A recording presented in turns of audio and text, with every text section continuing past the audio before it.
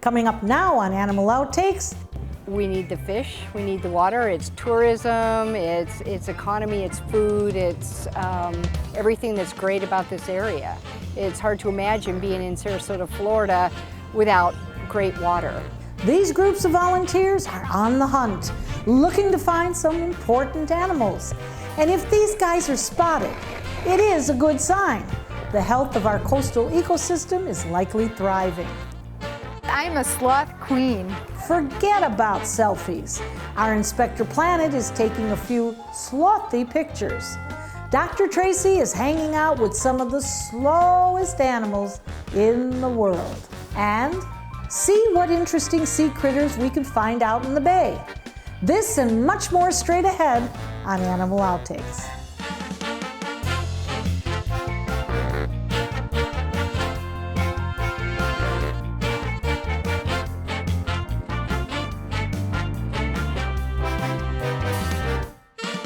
Like a groundhog seeing or not seeing its shadow, if shellfish like scallops can be found in the water, it means our bay waters are likely healthy.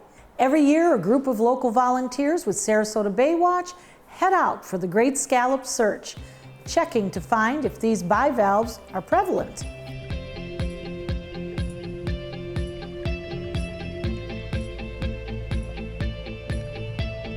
Sarasota Bay Watch is a nonprofit environmental group, and one of our main missions is to get the citizens out there into the water, helping to create a healthier water in their community. And we work on protecting and preserving the water around here. And the way that we do that is multifold. We work on getting derelict fishing gear and trash out of the water. We work on restoration initiatives where we've been working on scallops in the past, and we're currently working on clams. We have a lot of youth groups that we're involved with. We work with high schools and middle schools and even into the elementary schools, trying to teach them about marine life and what's in the water and what they can do to keep it protected. The event we did today, we coined it How's Our Bay Today, because we just weren't sure what we would find. And really there was a chance we wouldn't find much after all the red tides and the disasters lately. But I'm pleased that we were finding so many clams and that we were finding scallops, the most sensitive ones. We have people reporting pufferfish and seahorse and a variety of fishes and rays and whelks. And so there's something really important about getting people out there, looking in the water, finding out what's out there and seeing things and getting really excited about what they see. Because maybe we're not finding the scallops or clams, but maybe we're finding the predators, and that's important information too. There are so many challenges for our water these days, and we need to get these kids eyes open about the water, because they're going to be the generation that really makes it happen.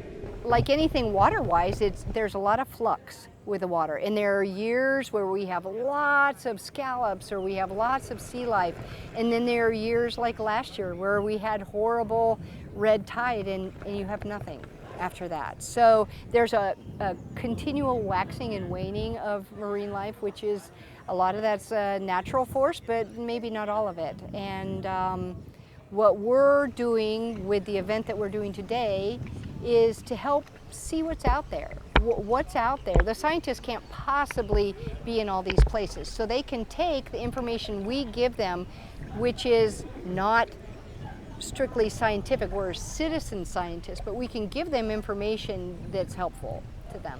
Some of the things that makes this place so special are some of the same things that create the problems that we have today, especially in the Sarasota Bay, because we don't have the rivers that and the influx of fresh water. At one time I thought that was positive because we don't get the effluents washing out. But then finally, especially with this last red tide, I realized that we also don't have the fresh water, so the water is so saline here that it really attracts and concentrates the red tide. Clams and scallops are an important animal for our bays, just because clams and scallops, those bivalves, filter water, which has been why we are particularly interested in them. And they are native. People that lived here that are older than me remember going out and just getting, you know, boatloads of the shellfish here. But you don't hear about that anymore. So we try to put those back to sort of help restore a balance, but the most important thing about those bivalves is they naturally filter feed, which means they take water in, take the nutrients out, and shoot clear water out. So just having them, for example, a scallop can clear 14.5 gallons an hour, and a clam will do about 4.5. So they both make a difference. Scallops are very, very sensitive. They're the canary in the coal mine. They only live for 12 to 18 months, and they're very, very sensitive. So they're the ones that get knocked off first, which has been part of the problem with our restoration efforts. So after last year's red tides and even some of the challenges we've had this year, I thought we're not going to find any scallops. Although we did find, you know, a handful of them. I was really pleased to see that, especially because the water's so dark. It's been raining like crazy, so the snorkelers have a difficult time. There's a lot of tannin in the water and runoff, and so it's difficult to see. Now the clams, which is what we have shifted our efforts towards, are much more hardy. Their lifespan's about 30 years. They still filter water, not quite as fast as the scallops, but they're much more resistant. So when you talk about bang for your buck on a restoration project, that makes sense, especially for a group like ours. The motto that we adopted as an organization is a healthy bay is everybody's business. And that's meant literally and figuratively, because everybody should be involved. It should be everybody's business, and yet it also is the business. Whether you own a restaurant on the water here, whether you're a fishing captain, or whether you're pounding nails in Lakewood Ranch or a plumber there, your livelihood depends on the health of the bay. Why do people come to this area? They come here for the environment, for the sun, for the water. It's just integrally linked. And we lose this, we're going to lose a whole lot more. This is just one way Sarasota Bay Watch checks on the health of the bay. They also organize island and monofilament cleanups. They even team up with scientists and other state and federal departments to introduce shellfish back into the bay, because as the group believes, a healthy bay is everybody's business. More animal outtakes coming up next. For now, we're just hanging around.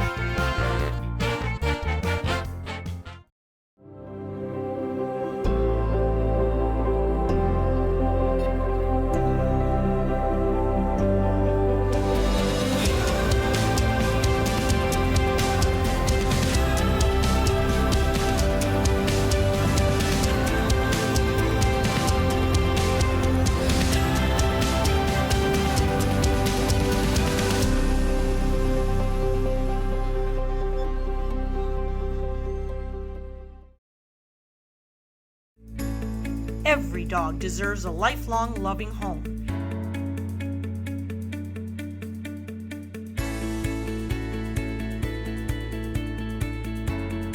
Dantes Den provides a pristine, comfortable haven for dogs that have been abandoned or surrendered by their owners. We ensure that every pup in our Joyful Dogs adoption program receives lots of love and attention, is properly immunized, spayed or neutered, and is in good health. Prospective pet parents undergo a thorough adoption review to ensure a lifetime of love and care. Find your new furry best friend at Dantes Den. For more information, go to dantesden.org. Dantes Den, continuing the love.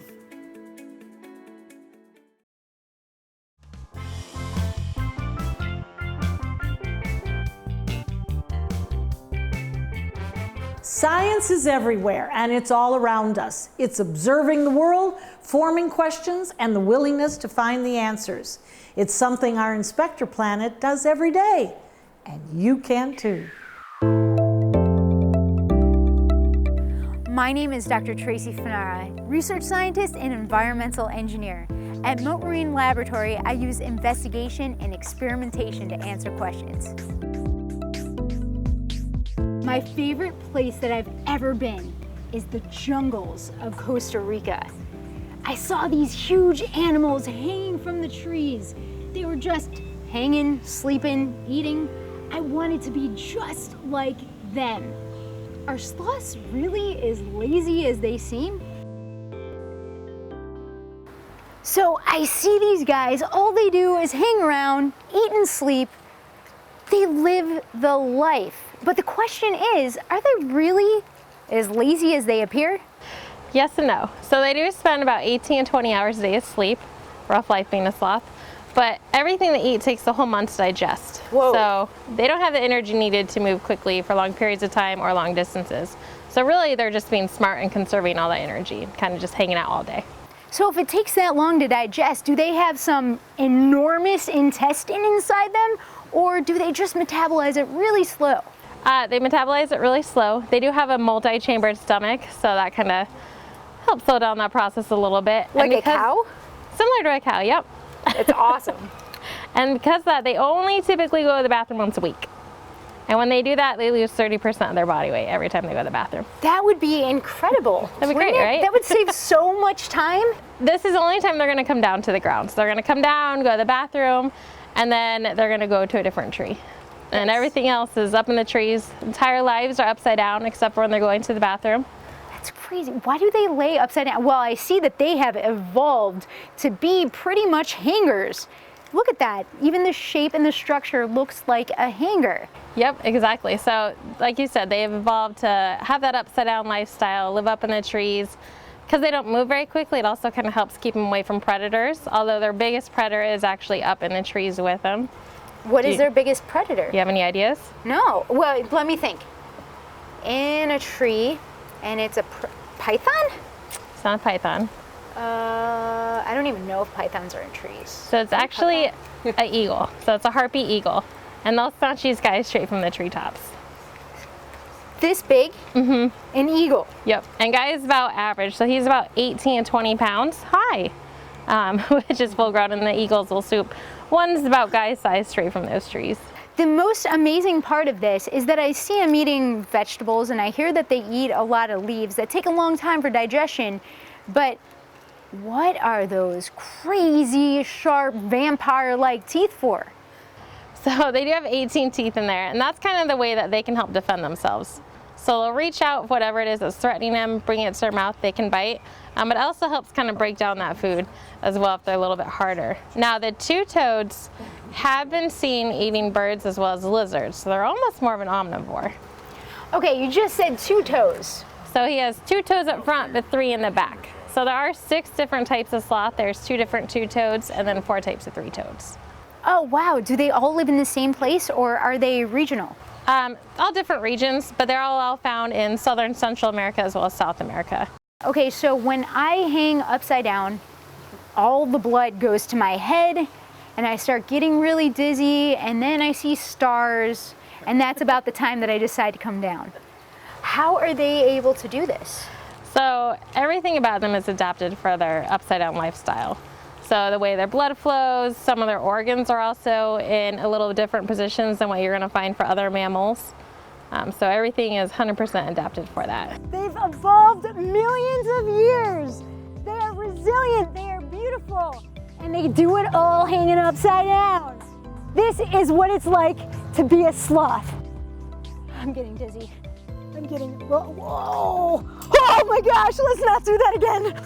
So remember guys, anyone could be a scientist or an engineer with some passion, hard work, and innate curiosity of how the world works. Coming up next on Animal Outtakes, hop on board as we're exploring an extremely unique ecosystem and discovering the animals that live there.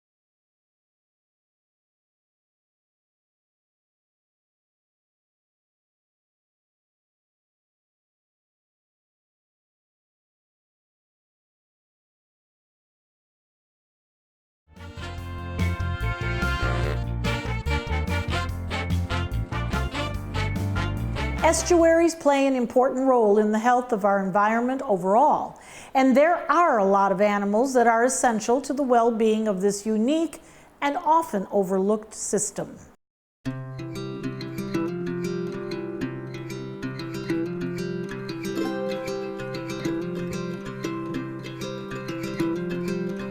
As a biologist for Sarasota Bay Explorers, our job is to narrate the experience and make it fun for people so that they can learn and they're interested in learning the health of the bay and the animals in it. And the goal for us is to make it meaningful enough to them to where they're inspired to take more action in helping their environment, helping our environment. We really try to bring people to a different level of consciousness so that we're making a difference in the world. 1, 2, 3. We actually threw a trawl net out into the water and we caught some animals. We are permitted to do this, so we have permission to use this type of net and to collect these animals. I see some fish. We do release them at the end of the day. So no grouper sandwiches, no crab cakes for anybody. So today on our trip, we threw a trawl net into the water and we caught a whole slew of different organisms. 3 of the animals that we caught today, one of them is the brittle star. This is a type of sea star. I can actually take it out so you can see how it moves around. Sea stars, like the brittle star, are classified in the same group echinoderms as sea cucumbers and also sea urchins. Now, sea stars, as well as other sea animals, have regenerative properties. So if you were to, we're not going to, but if you were to take off one of the arms, it would be able to regenerate fully that arm that became missing. If a predator out in the wild were to chomp it off, or if it got stuck in a rock or something like that, if it lost one of these arms, it would totally regrow. And this is really important, not only because these animals are cool, but these types of properties are important for medicinal advances here in the US and across the world. So this is the brittle star. And this is one of the largest that we've caught here on these trips recently. Now, I mentioned that the brittle star is in that group echinoderms. Another group, or another animal in this group, is actually the sea cucumber. You can see next to my finger, it's got these little tendrils coming off of the body, and that actually helps the sea cucumber to grab animals, to bring it in so that it can eat them, and it also helps the sea cucumber become anchored onto algae like it's doing now, or rocks or coral, and it's very sticky. It's very, very sticky. Another animal that we caught today, and yes, it is an animal, is this sponge, sea sponge. And what is so cool about sponge is that if you were to take the sponge and throw it in a blender and chop it up into a zillion pieces, but then disperse each of those pieces in any place, each piece would totally regrow itself, because sponge are asexual, so they clone their own cells and can form entirely new organism just from one cell. Most people think that that's not an animal. Yeah, it doesn't look like an animal. It looks like a rock or a piece of poop or something inanimate, but it is a living creature, and it is a filter feeder. It's just a very basic animal, but it feeds itself. It has a system to be able to filter through water and grab animals and microorganisms that way before expelling the water back out. Stay with us. There's more animal outtakes coming up next. People have asked me what it'll cost to restore all the corals back the way they remember. But I have to ask them, what will it cost if we don't do anything?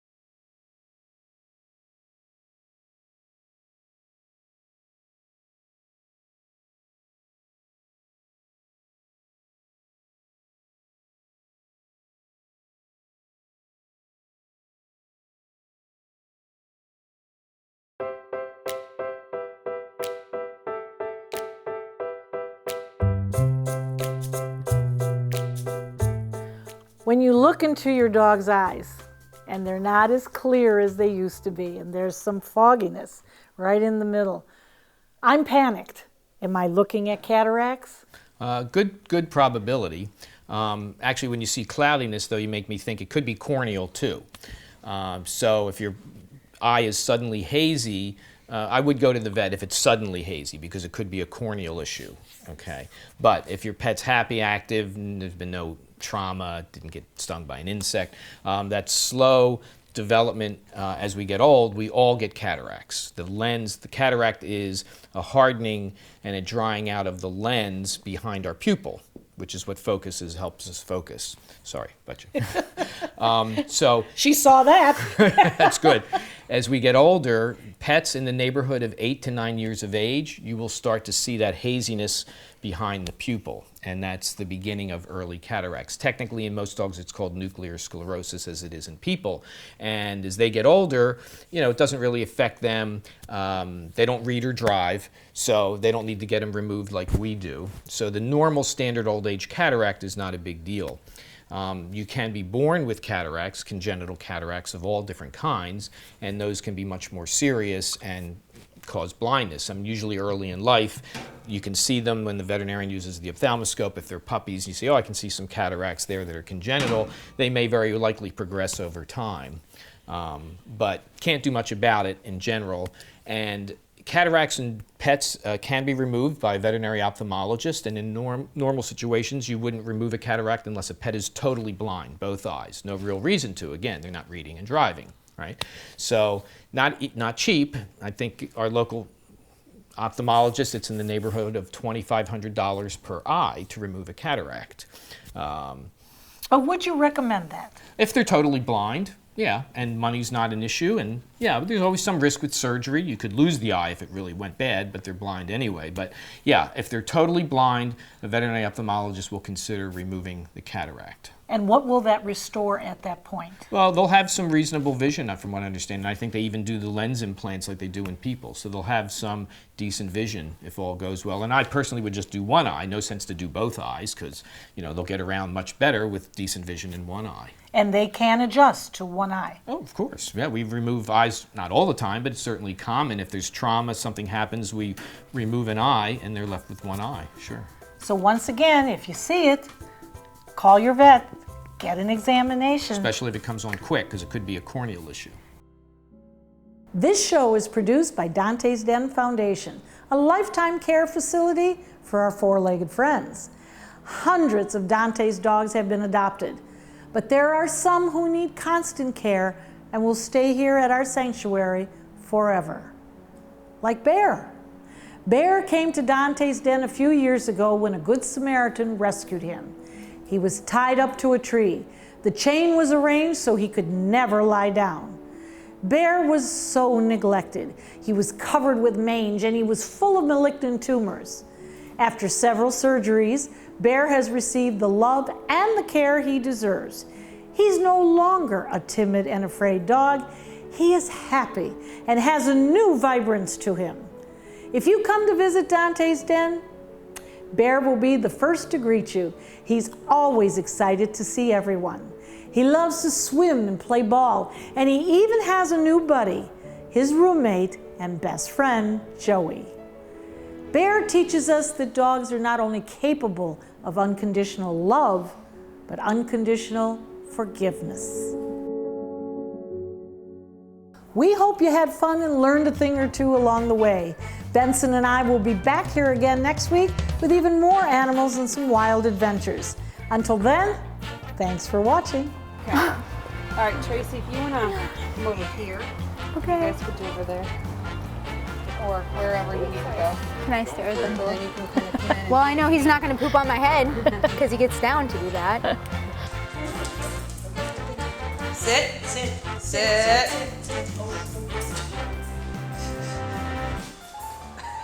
Give him a kiss.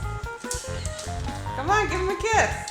You give me a kiss? Oh, let's see what's the treat.